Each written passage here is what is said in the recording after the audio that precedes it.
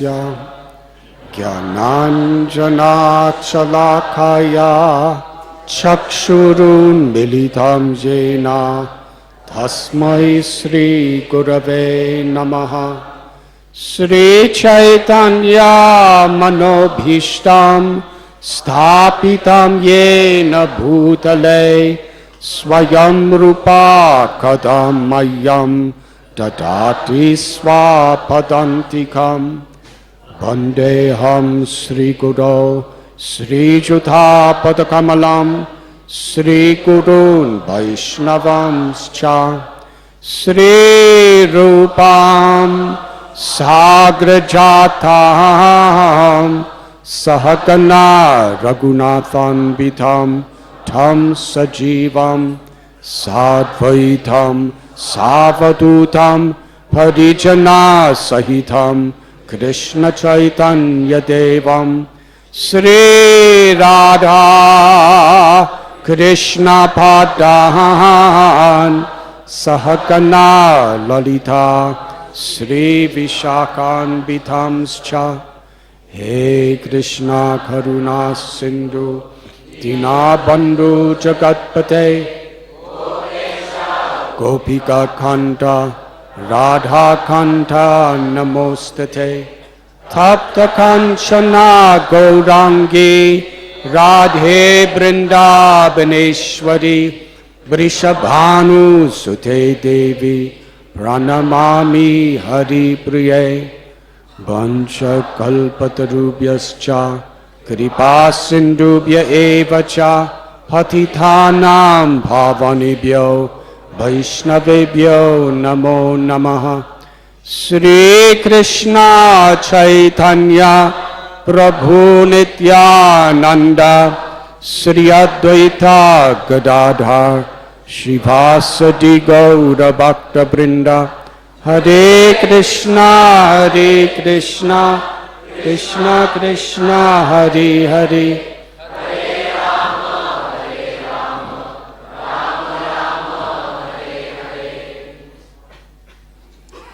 Hare Krishna.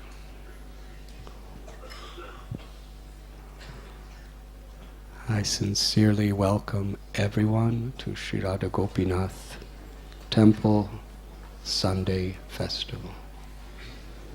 Thank you for being with us.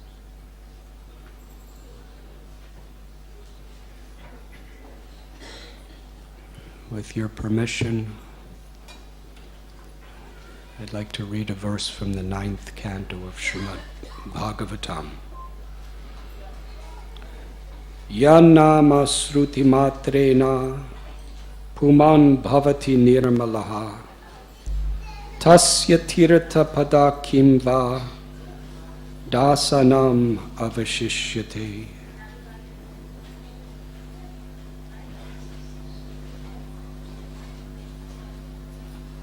What is impossible for the servants of the Lord, by the very hearing of His holy name, one is purified.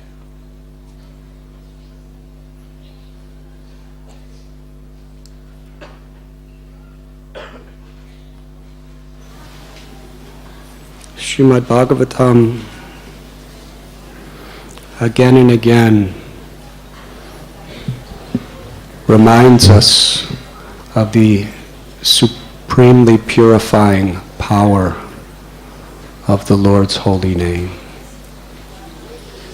Lord Chaitanya, in his Shikshastakam, has prayed, Nam Namakari Bahudanija Sarva Shaktish. That the Lord has incarnated within the transcendental sound vibration of the name. And all the powers, the potencies, the beauty and the sweetness of the Lord are in the name. Namachintamani Krishna's Chaitanya Ras Vigraha. The name of God is God. Krishna, the absolute truth, who is supremely all-powerful and independent, has manifested himself in the sound of the name. And as Krishna tells us in Sri Bhagavad Gita, Yegatamam prapadyante tams tataiva bhajamyaham. According to the nature of how we approach the Lord, or according to our surrender, the Lord reveals himself accordingly.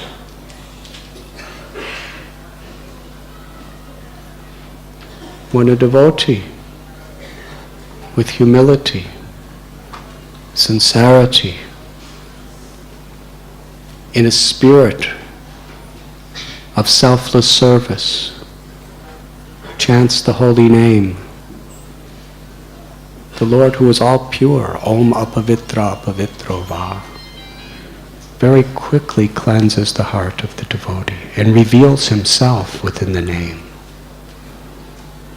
This particular verse is being spoken about a great king named Ambarish, who took shelter of the Lord in the Lord's name, and therefore nothing was impossible for him.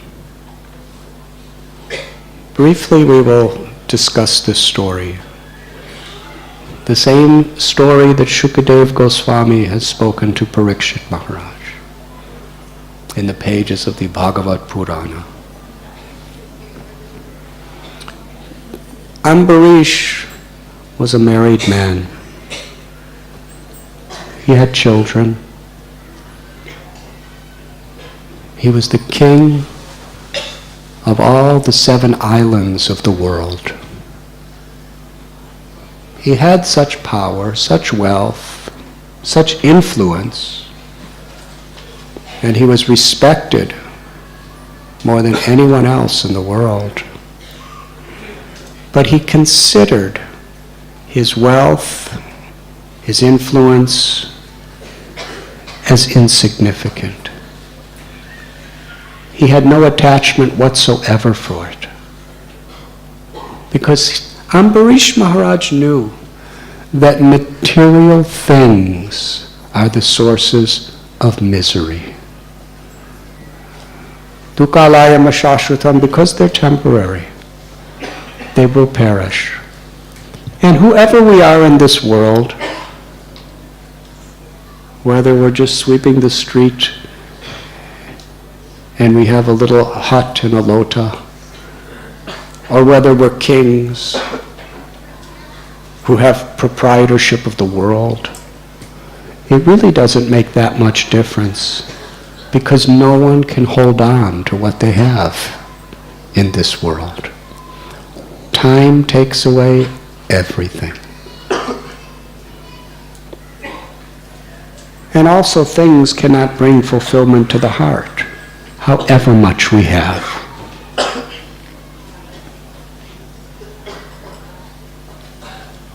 And there's so much fear to the extent we have material attachments. If we're attached to fame, prestige, then we fear losing it. And we become envious of someone who has something more. And we become depressed if we have less. And if we have more, the tendency is we become arrogant. In which case, envy, arrogance, it's a type of greed which can never be satiated. And whether it's nature or people or just our own vulnerabilities of our body and mind, there's always fear because we can lose it. Somebody else can take it. So the predominant quality of material existence is fear. People work hard because they're afraid of not having enough. They're afraid of losing what they have. Wars are based on fear. But a devotee is fearless. How is Ambarish Maharaj fearless? because he didn't take any of the temporary things in this world too seriously. But it's interesting to analyze his character. You would think a person who didn't take any of the wealth or riches or power or fame in this world seriously would just leave it behind and give it up. But he was the king. And he had more than anybody of all the things he didn't take seriously. But he never considered anything to be his own. He considered Sarvaloka Maheshwaram. Everything is the property of Krishna, God. And therefore he used everything in the service of Krishna. And he didn't see his subjects in the kingdom to be his subjects. He considered them to be Krishna's children. Aham bija pratapita. And he considered himself to be the caretaker of Krishna's property and Krishna's children. Therefore, with deep love, respect, and compassion, he served every single citizen, human and animal and plant. He served everyone with honor on behalf of God. Therefore, he utilized everything in an incredible way. And therefore, despite having so much, he was never entangled. Savaimana Krishna Padara Vindayo. Very famous verse. How was Ambarish Maharaj living? Everything he had was immersed in remembering Krishna with love. With his tongue, he would speak the glories of the Lord. With his ears, he would hear the glories of the Lord. With his eyes, he would see the beautiful form of the Lord in the temple. He would see the temples. He would see holy places. With his hands, he would clean the temple. He would touch the devotees of the Lord to serve them. With his legs, he would go to holy places of pilgrimage, and he would utilize his legs to go from here and there in the service of the Lord. With his head, he would bow down to the Lord. And with all of his desires, his wealth, his power, his everything, his mind was immersed in remembering Krishna in a spirit of service. According to the Bhakti tradition, this is the perfection of meditation. To meditate on God is very, very sacred, purifying. But the highest meditation on God, samsadhir haritoshanam, is to meditate on Krishna to please Krishna. Now that I have meditated and I'm remembering you, what am I going to do? I'm going to use my mind, my intelligence, and all of my physical abilities and everything I have to serve you and to please you. And therefore, Ambarish, Shukadev Goswami is praising him. Which is interesting because Shukadev Goswami was exactly the same as Ambarish and totally opposite as Ambarish. How were they opposite? Ambarish had a family and Shukadev Goswami was a brahmachari. Ambarish had beautiful palaces, beautiful clothes. He would make foods, incredible foods for the Lord and eat it with his family and distribute it. And Shukadev Goswami, he didn't have a house. He would just travel around. He would go to some cow shed to get a little milk, and he would not stay in any one place longer than it took to milk a cow. In fact, he was so totally detached, he didn't even bother to put on clothes. He wandered around naked. Not as some tradition, not as some tapasya. It's just that he was so absolutely, totally detached from the world, he just didn't think about his body or covering it. If we artificially imitate that without that realization, then we become bound by karmic reactions. So here's a king in a royal palace with a crown and the most elegant robes. And here is someone sleeping under a tree with no clothes at all. But they're exactly the same, in the sense that they were always remembering Krishna and utilizing every moment in a spirit of loving devotion to Krishna. So Shukadev Goswami is praising Ambarish Maharaj, how he used everything. And for the welfare of his whole kingdom. And also, out of his humility, thinking that he constantly needed to be purified, he would perform tapasya. And it describes his wife was equal to him in every way. She had the same consciousness. She shared the same spirit of pure, unalloyed, selfless devotion with him. So to sanctify his kingdom, the world, and help all of his citizens, as well as uplifting his own consciousness, he performed 1 year of the Ekadasi and Dwadasi fast. And at the end, he went to one of the 12 forests of Vrindavan, Madhuban. On the banks of the holy river Yamuna, he fasted for 3 nights, along with his wife. And when it was time to break that 1 year tapasya, by breaking the fast, by eating some food, at that moment, well, actually, what he did is, at the end of his 1 year fast, he invited people to come. And before he ate anything, he fed thousands and thousands of people sumptuous prasad with his own hands. He gave 60 crores of cows to Brahmins, each one with gold-plated horns and silver-plated hooves. And he fed everyone such wonderful food, Krishna's prasad. First, he worshipped the deity elegantly.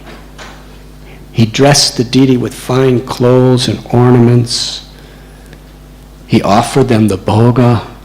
He performed the arati. And then he gave all the prasad, massive.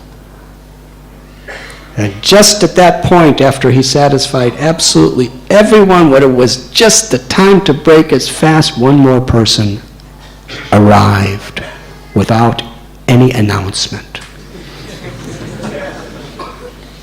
One of the greatest yogis and mystics in the entire universe, Durvas Muni. And Ambarish Maharaj, he's the king. Usually in the world today, whether it's in the East or the West, if a sadhu wants to see a powerful political figure, usually the sadhu has to bow down kind of to you have to wait in line, and the political figure does you a great favor by seeing you. But that's not the type of political figure Ambarish was. As soon as Durvas Muni came, he considered, what a great, great benediction, what a blessing the Lord sent a sadhu for me to serve. He welcomed him, he bowed down to him, he offered him a very, very beautiful sitting place. And then Ambarish Maharaj said, please, I have a wonderful feast prepared to you, please eat. And Durvas Muni was very satisfied. But he said, I have to do my meditation in the river Yamuna. Let me take my bath. Then I will come back and I will accept whatever you offer. So Durvasa Muni went to Yamuna. He was submerged in it and began to meditate on Brahman, on the Supreme Lord. And as he was meditating, he lost track of time. Meanwhile, Ambarish understood, and this was taking place in a previous yuga, where technicalities were very seriously considered in the execution of our spiritual duties. And there was hardly a single muhurta left till the deadline for him to break his fast. If he didn't break his fast, then it would nullify a whole year of tapasya and all the benefits it would give to him and all of his citizens in the whole world. But if he did break the fast, he would have been violating the etiquette that you don't eat before your guest, especially this kind of guest.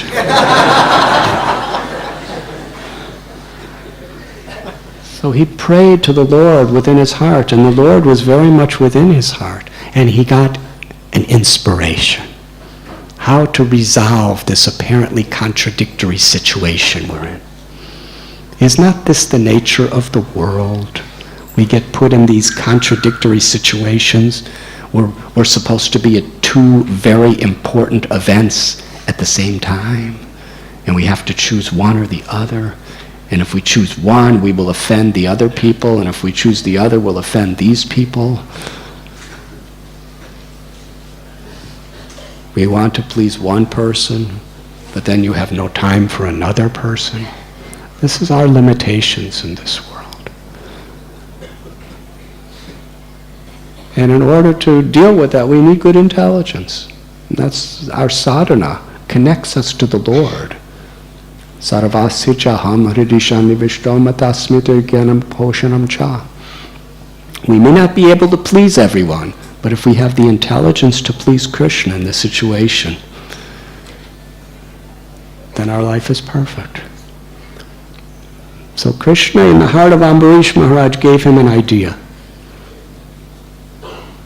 But he didn't act independently. He approached very learned, pure-hearted Brahmins and told them, this is my idea. To drink a little bit of water is simultaneously to not eat and to eat.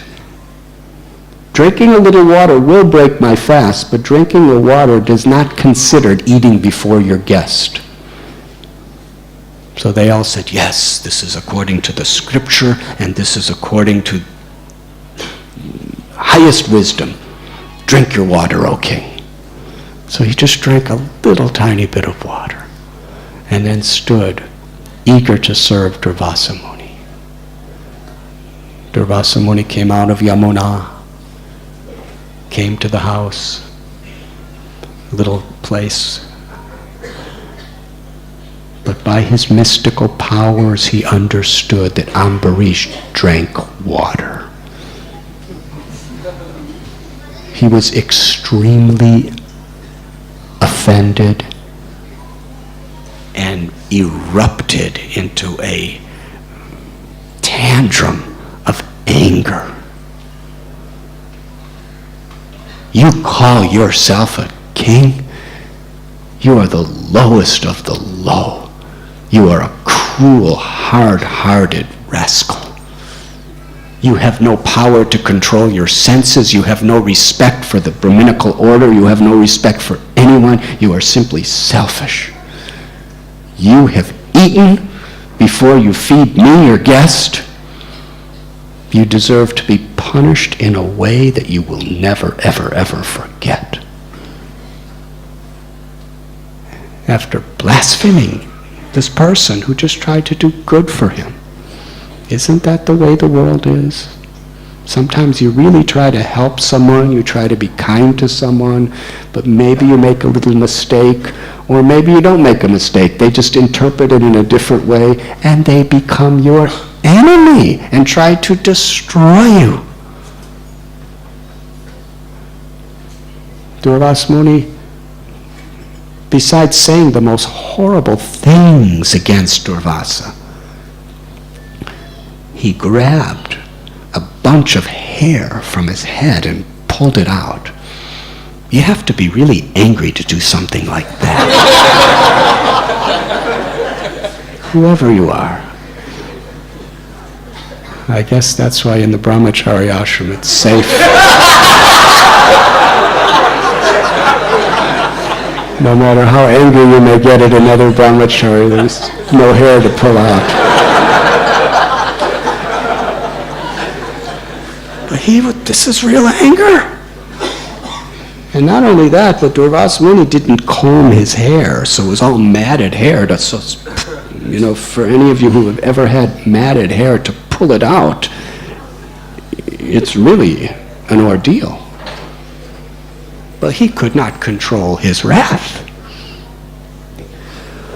He pulled out a bunch of hair, and with a mantra, with his eyes red like coals and his eyebrows in all kinds of contorted figurations, he threw the hair on the ground and chanted a mantra.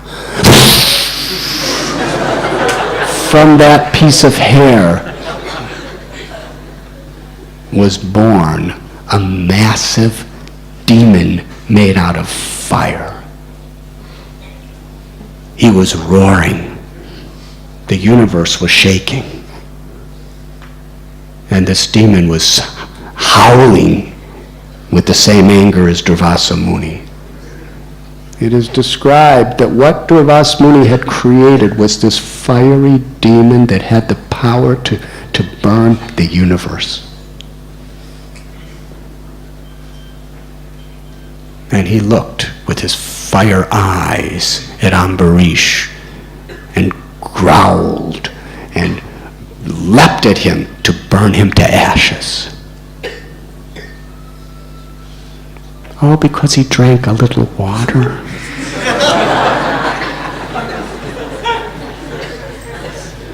Now, for most of us, we'd say, my Lord, why is this happening to me? Or for sure, at least we try to run away. Ambarish Maharaj did not move an inch. He did not have the slightest anxiety, repulsion, or fear in his heart. Ambarish Maharaj did not think anything ill of Durvasa Muni. He simply folded his palms and offered his heart and his life to Krishna. My Lord, I'm yours. Nothing else matters. I'm yours. Because he surrendered in such a state of forgiveness, in such a state of love, the Lord, who promises in Gita, Kaunteya pratijanihi name bhakta pranashati. For those who surrender to me, I always protect them. But he protects his devotees sometimes in ways that are not exactly what we understand as protection. He may protect us by smashing us. He may protect us by taking everything away from us. He may protect us by not giving what we want, or he may protect us by giving us everything. He may protect us by letting us die and go back to Godhead and take our soul back to Godhead, or he may protect us by saving our life miraculously. But the Lord always protects his devotee, and a devotee has faith in the Lord's will. And that was Ambarish. He just stood and just offered his heart to Krishna. And Krishna sent his Sudarshan chakra, who appeared like fire. It was the chakra, and there was fire emanating it. It was burning hot. Now this is extraordinary, what was about to happen. Durvasa Muni created a fiery demon made out of raging fire that had the heat to destroy planets. And the Lord sent the Sudarshan Chakra, which was emitting fire. The Sudarshan Chakra attacked the fiery demon. And according to Srimad Bhagavatam, the fire of the Sudarshan Chakra burnt a demon of fire, burnt him to ashes.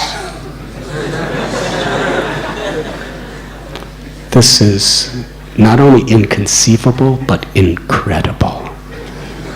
How could fire burn fire? How could fire burn pure fire into ashes? Krishna did it this way just to show. What is that beautiful verse? Mare Krishna Rake Krishna Mare Ke. That if Krishna wants to kill you, nothing can save you. And if Krishna wants to save you, nothing can kill you. And Krishna is not subjected to the laws of nature. Material nature, it's impossible for fire to burn fire. Yes? Fire is unburnable because it's burning.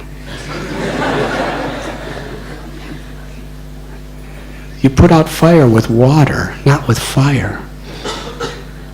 Have you ever seen a fireman? There's a blazing building and they come with torches and start throwing the burning torches in the building to put out the fire. Or they come with those, those fire guns, torch throwers. And people say, what are you doing? We're putting out the fire. Perpetuating the fire. They use water. But Sudarshan Chakra didn't use water. Just to show that Krishna can do anything. He has Achintya Shakti, inconceivable potencies.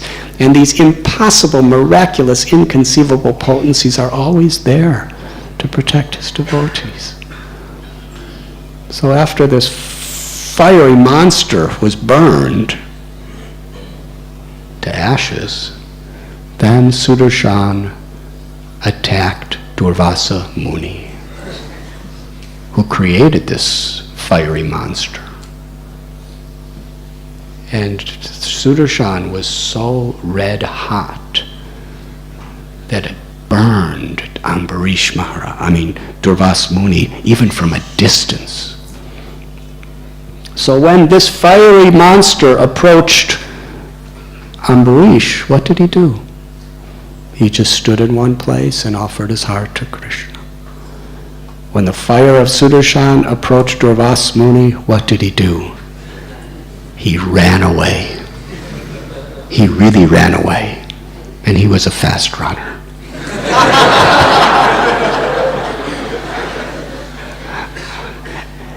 If Durvasa Muni were to go to the Kali Yuga Olympics, he would be the first person in history to win gold medal in every single event.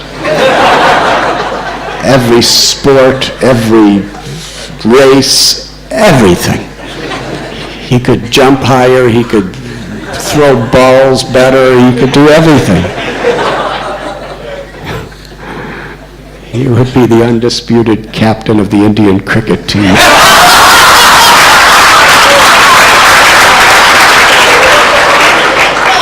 And with no need for help from any of his teammates, he would win the gold cup every year without exception.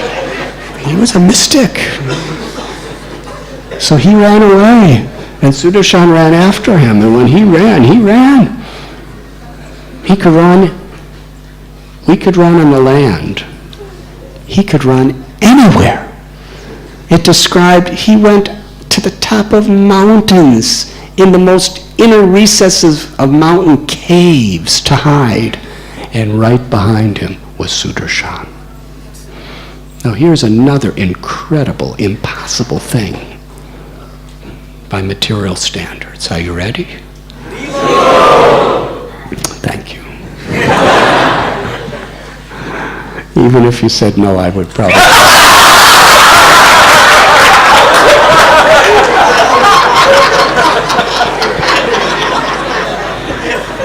Just formalities,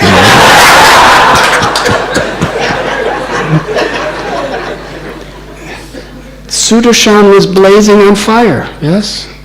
Durvas Muni, he used his good intelligence. What am I going to do now? He's burning my back. Durvas Muni ran to the bottom of an ocean. Now, can fire touch you at the bottom of an ocean? Yes. If it's the Sudarshan chakra. If it's the will of the Lord. He's at the bottom of an ocean to protect himself, and he feels the blazing fire heat. You know, bottom of an ocean is a very cold place. And he's feeling the massive heat of Sudarshan on his back. So he had to go out of the ocean, and he went into the sky. He was running in the sky. So fast, he went to the abode of Brahma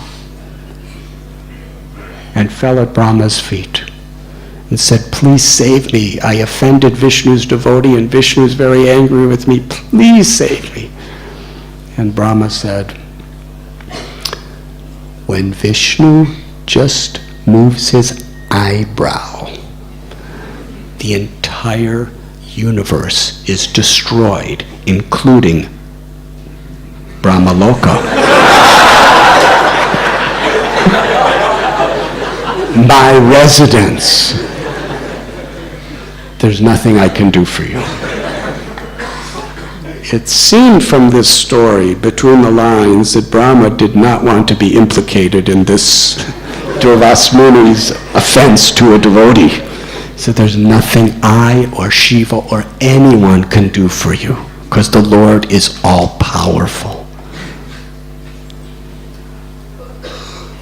So Durvas Muni, feeling the heat of Sudarshan behind him, he ran through the sky to Kailash, where he fell at the feet of Lord Shiva and begged Shiva to protect him. Vaishnavanam yata Shambhu. Shiva's a great, Brahma and Shiva are both acharyas, founder acharyas of two sampradayas. Brahma Sampradaya, the Rudra Sampradaya. Shiva told him that all the demigods, everyone, we are all subordinate to Vishnu. But I can tell you how to save yourself. No matter where you go, there'll be no protection. You must go to Vishnu himself and surrender your body, mind, words, and life to him. So Durvas Muni went to Vaikunta. This is what kind of runner he was. And there he fell at the lotus feet of Lord Vishnu and prayed, please, I beg forgiveness for my offense. Save me. And Vishnu spoke words that have echoed in the hearts of devotees for thousands and thousands of years. Where in this situation, very lovingly, the Supreme Personality of Godhead revealed his heart out of mercy to Durvasa Muni.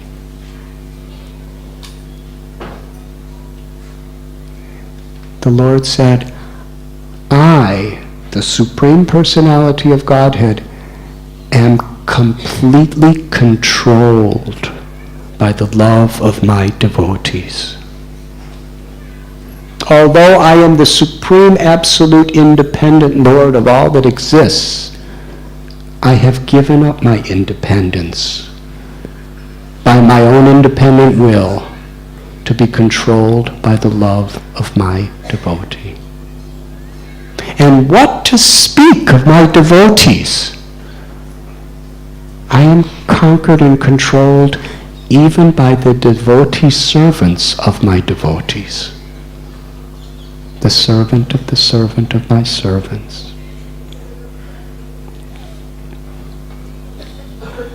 he explains how my devotees, they have given up everything for me. Therefore, it's impossible for me to give up them. They carry me in the core of their hearts, and everything they do is for my pleasure. They are so satisfied with serving me that they do not want even liberation. Even the 4 types of liberation, of living in my abode, having my same kind of forms, having my same kind of qualities, being a personal associate, what to speak of mukti, or entering into the supreme Brahman, no more suffering. So my devotees don't care for any type of liberation because they're so satisfied just in making me happy by serving me. Just like a perfectly chaste wife brings her husband under control, similarly, my devotees, who are equal and compassionate to every living being, have brought me under their control. And here, our beloved Gurudev Srila Prabhupada explains this is the quality that the Lord loves so much about a devotee. Pandita Samadarshana, is they see every living being with equal vision. When we realize our love for God within our heart, we see that the Lord is within the heart of everyone. We see that every living being is a part of God, is a child of God, is a beloved of God. And therefore, to honor all respect and to be in a spirit of the Lord's compassion toward other living beings, that spirit is so dear to Krishna that he is controlled. The spirit of compassion. Sadhavo hridayam mayam. The Lord said that I am always in the core of the heart of my devotee.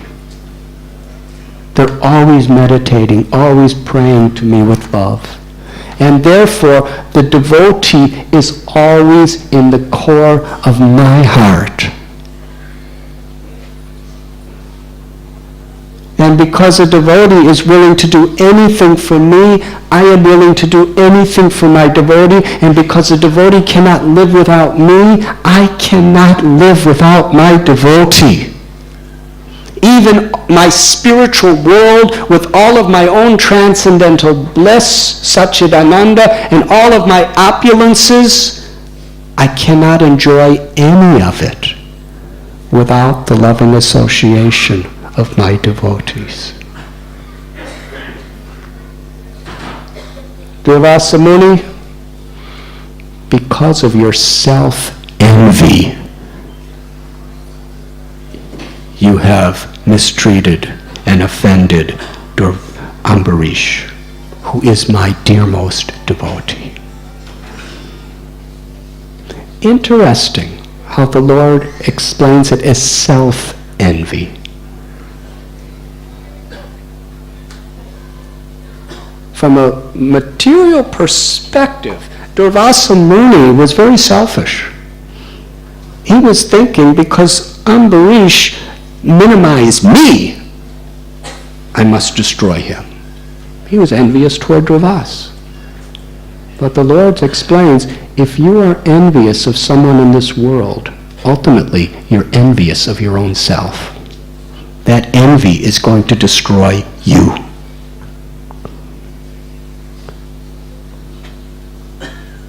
There's no worse quality that demeans the soul worse than envy.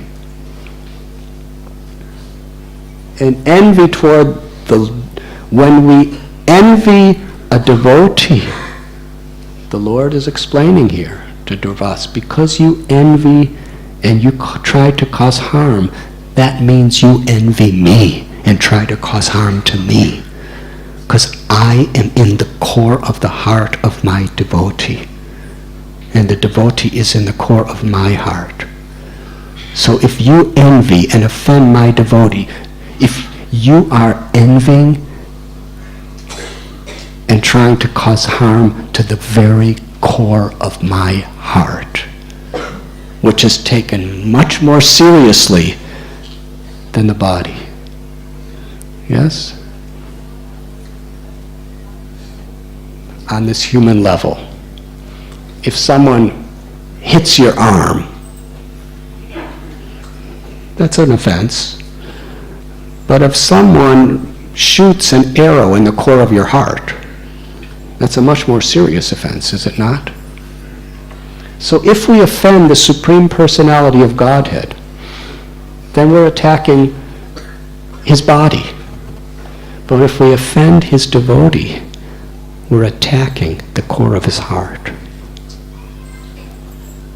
This is why Sri Chaitanya Mahaprabhu explained that offenses to devotees are the mad elephant offense. If we blaspheme the Lord, we're going to have to pay. But that's just a bodily offense to the Lord. But if we are envious toward a devotee who's seating in the court of the Lord's heart, the Lord is good. That's envy toward the heart of the Lord. Therefore, he said, I have no power to protect you,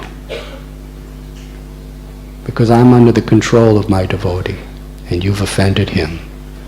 Your only salvation is if you go and surrender at the feet of Ambarish Maharaj.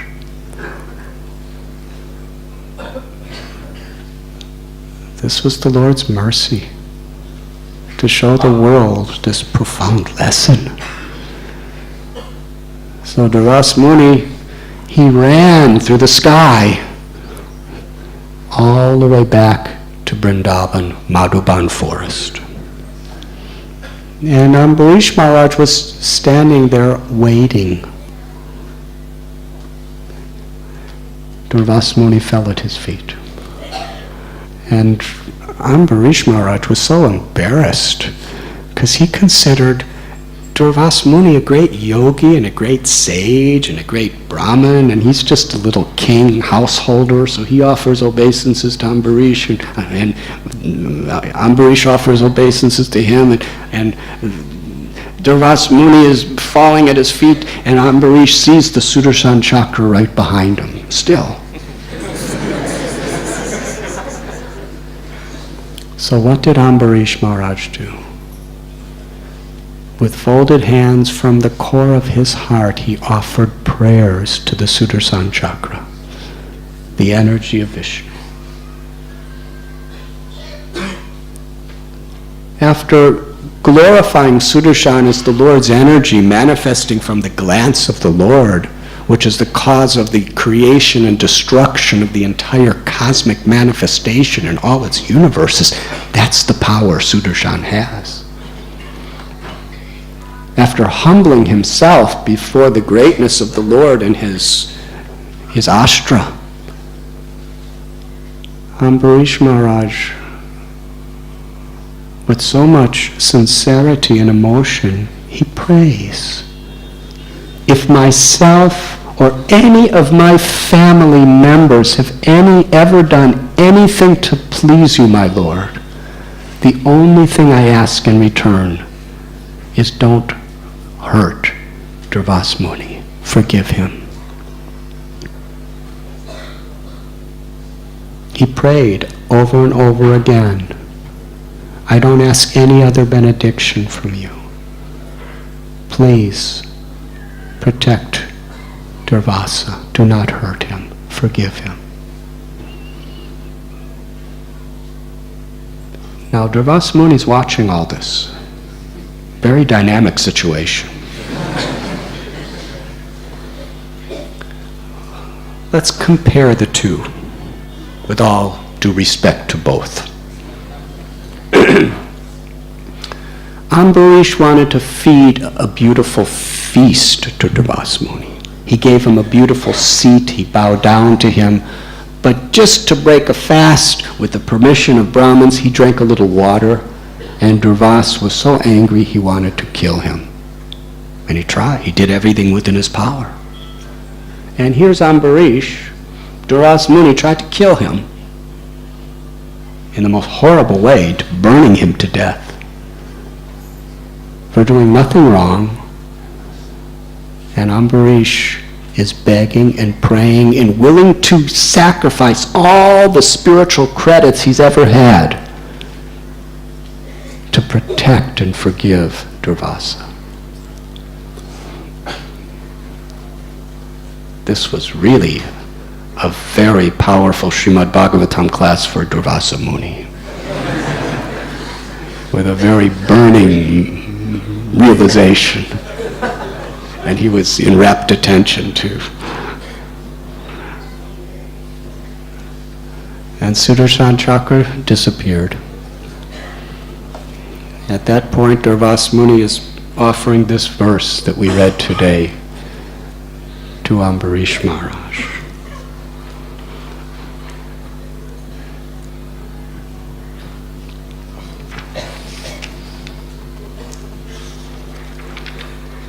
Durvasa Muni says, "My dear king, today I have experienced the greatness of devotees of the Supreme Personality of Godhead.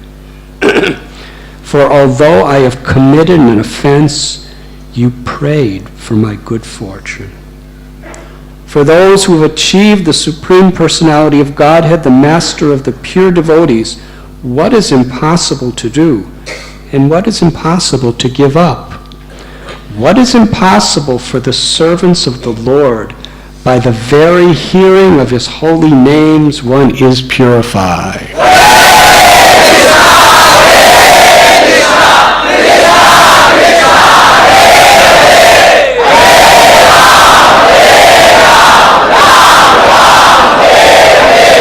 O King, overlooking my offenses, you have saved my life. Thus I am very much obliged to you because you are so merciful. Please listen carefully. Durvasa Muni is one of the most powerful mystic yogis who has all supernatural powers. And here he is so obliged to Ambarish Maharaj, who's just living like a simple householder as a king. Durvasa Muni wants to repay, to show his gratitude to Ambarish for his incredible character of forgiveness. And he asks Ambarish, "I want to give you any benediction you desire, anything." He has Prapti Siddhi. He could create anything and everything just by chanting a mantra. He could give him health. He could give him long life, anything. I'll give you any benediction you want. Ask. Ambarish asked for one benediction. He said, "You've been traveling around for 1 year, and I haven't fed you yet. You must be very hungry. The only benediction I ask of you is sit down and let me serve you a sumptuous feast and enjoy it."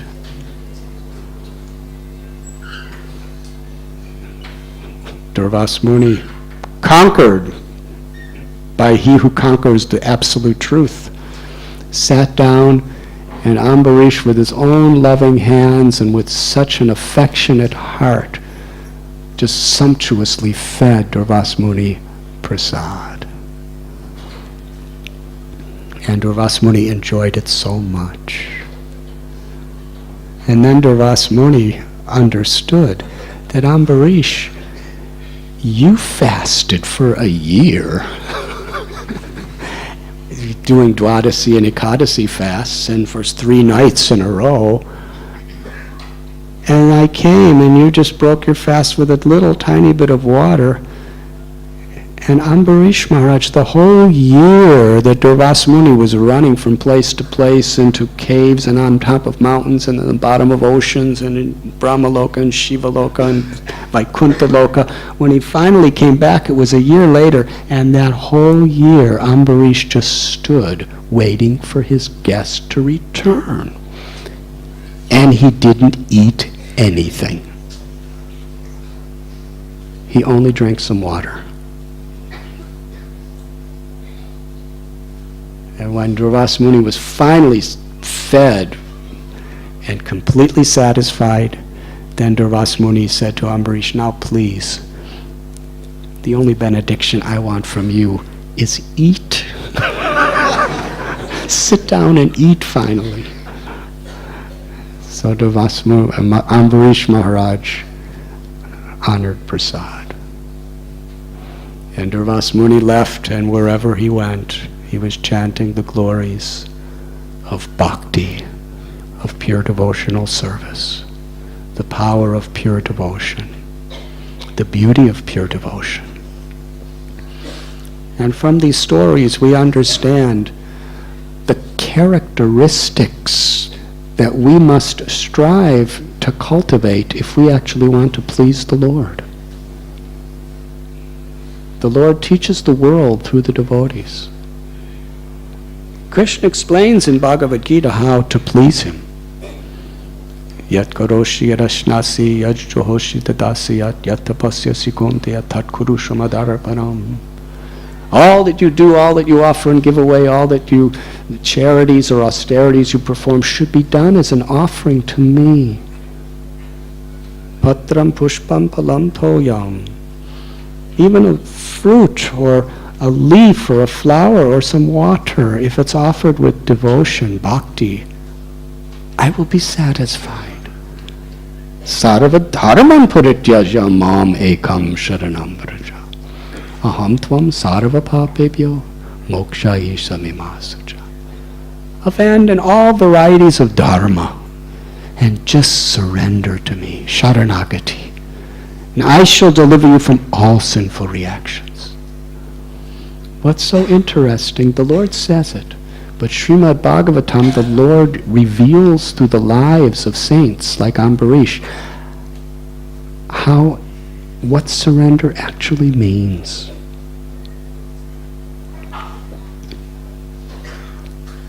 To truly be everyone's well-wisher, to have no envy in the heart, even under the most difficult circumstances.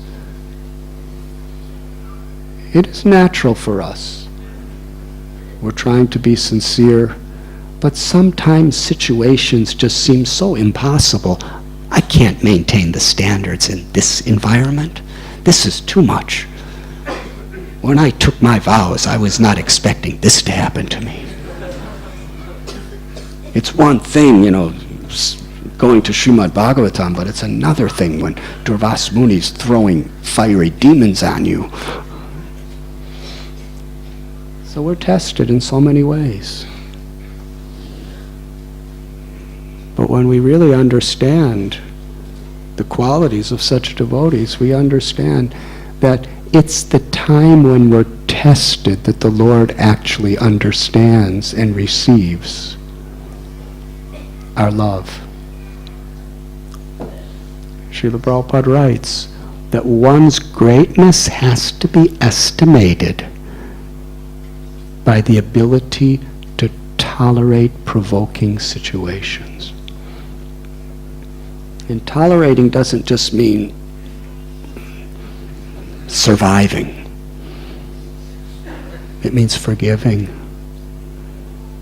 It means sustaining our integrity.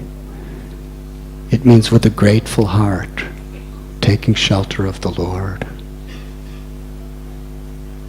as everyone's well-wisher. That's what toleration means in the path of bhakti. Haridas Thakur was beaten in 22 marketplaces, and the very people that beat him, he was praying to the Lord to give them love of God. And then after he was thrown in a river like a piece of trash, they thought he was dead. When he came back to life, what did he do? He walked right back to the king who sentenced him to death to give him another chance to understand Krishna's love. There was no envy.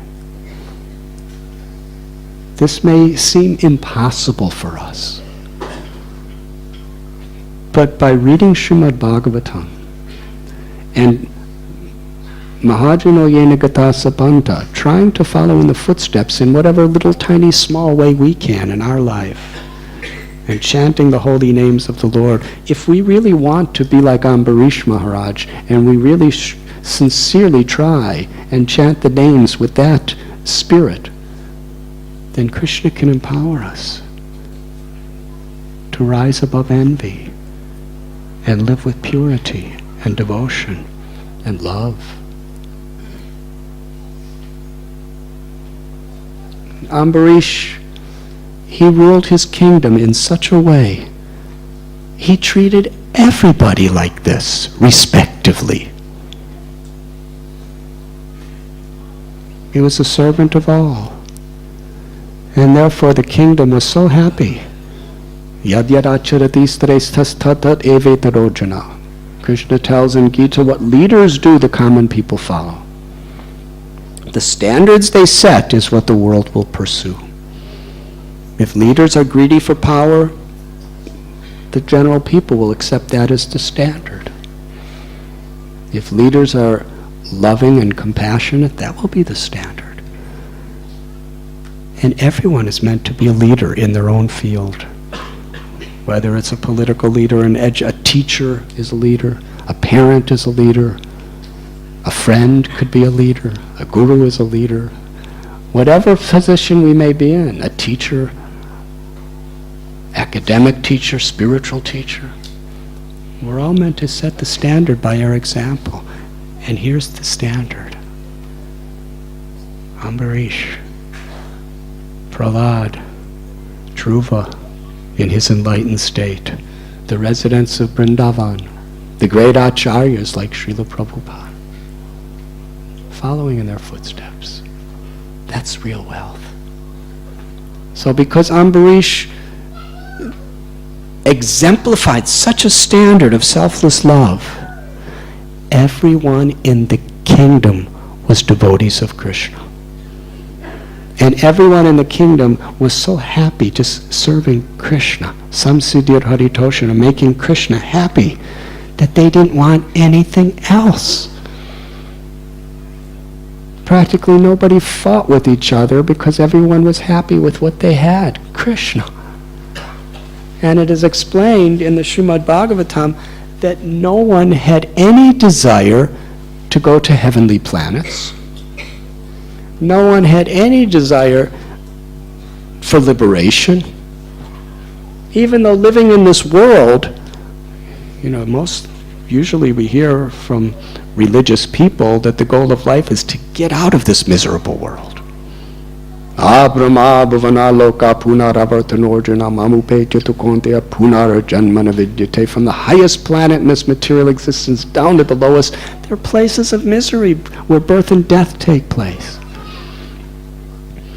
But then Krishna says, but one who attains my abode is happy and never takes birth again.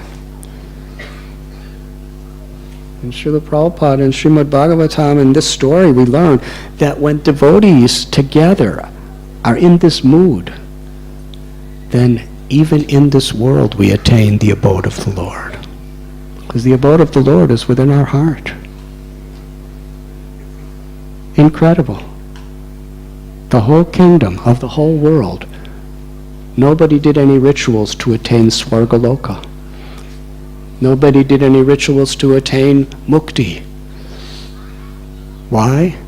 Because they were totally satisfied just being with their king, Ambarish Maharaj, serving God, Krishna, serving each other, and chanting the holy name.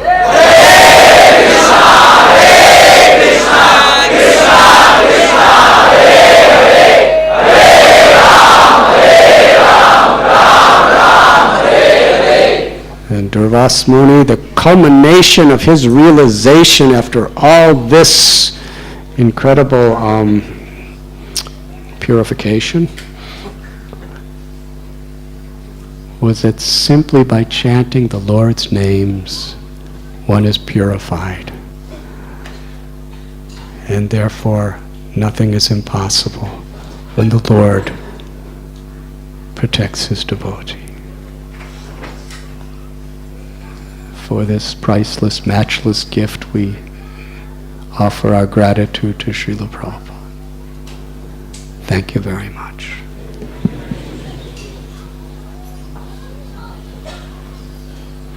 Shall we have kirtan? Yes.